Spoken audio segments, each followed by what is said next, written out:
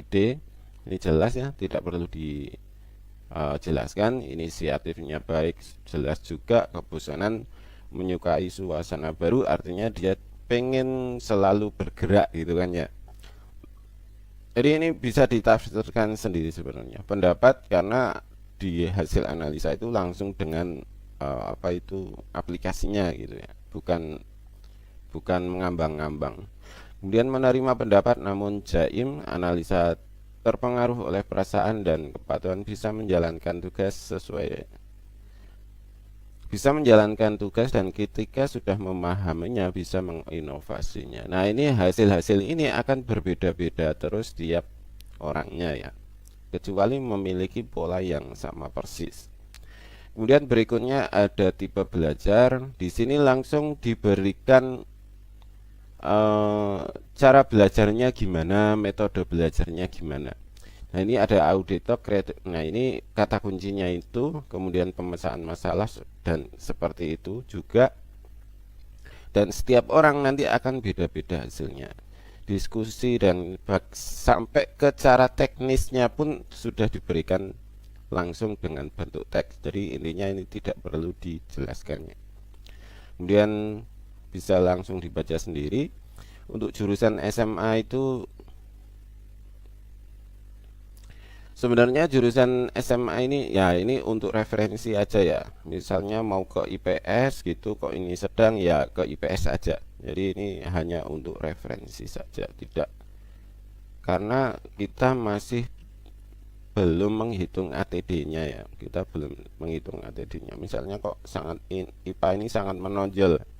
Kalau misalkan kok Anda itu ragu mau ke IPA atau enggak, silahkan nanti analisa AFTA Indonesia.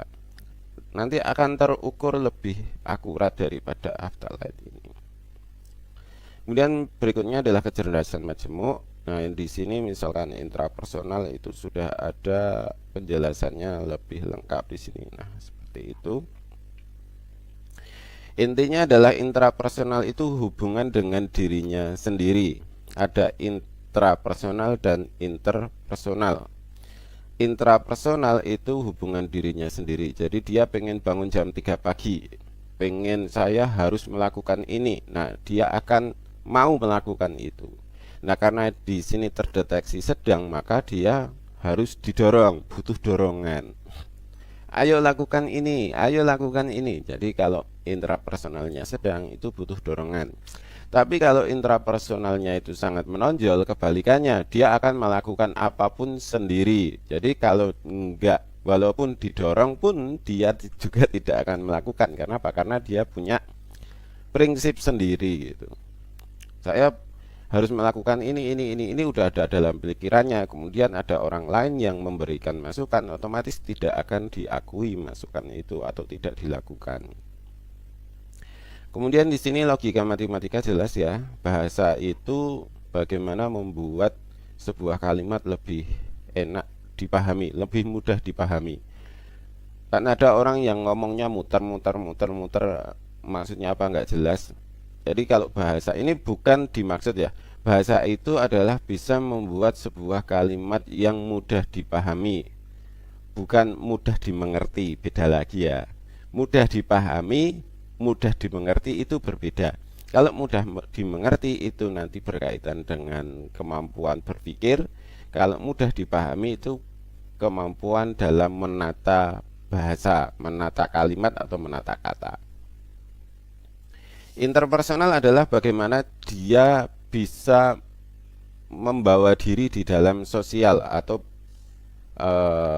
berada di masyarakat atau bersinggungan dengan orang lain. Jadi interpersonal itu adalah kemampuan di mana dia bisa berada di dalam sosial manusia atau bersama orang lain dalam grup gitu. Kemudian body kinestetis itu kemampuan otot besar.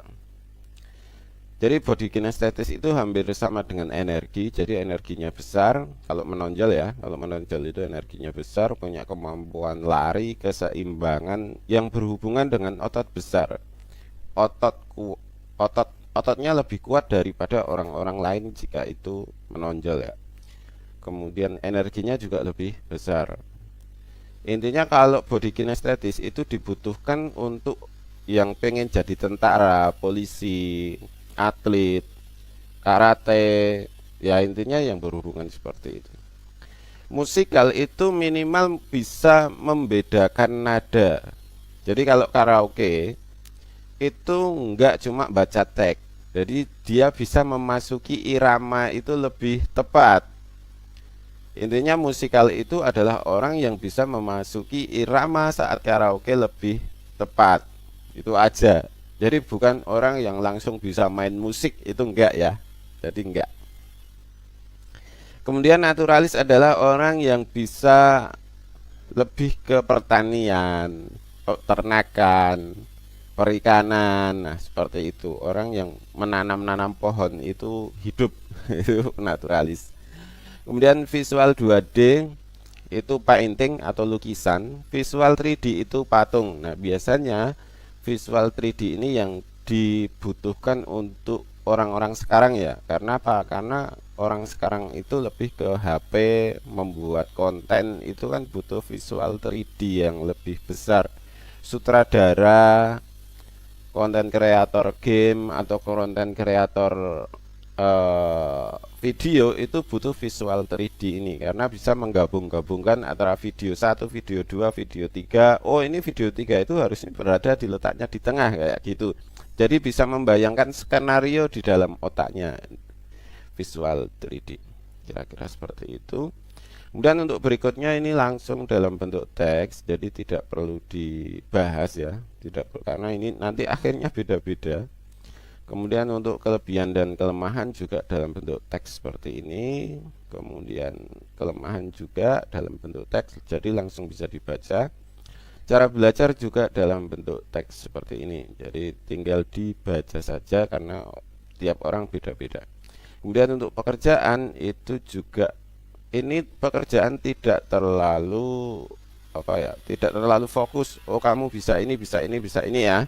Kalau pengen lebih fokus, lebih detail, bisa ke Afta Indonesia ya, ke hasil yang lebih lengkap. Kira-kira seperti itu.